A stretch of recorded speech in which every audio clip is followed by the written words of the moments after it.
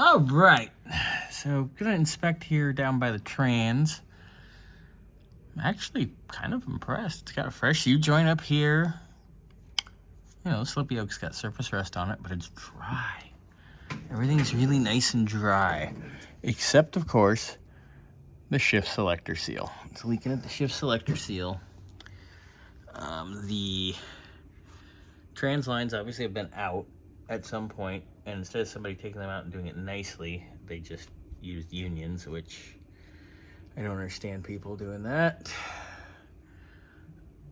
Our torque converter is very, very nice and clean actually inside, which I don't have to pull the inspection cover because the inspection cover's got a giant crack in it, so we should maybe replace that. No name oil filter. Definitely need to take care of all these oil leaks like we discussed. But it's not horrendous. Obviously the drain plug's leaking. But the only leak on the trans is the shift selector seal. And unfortunately that means we'd have to drop the pan to get to it. The trans mount is in great shape.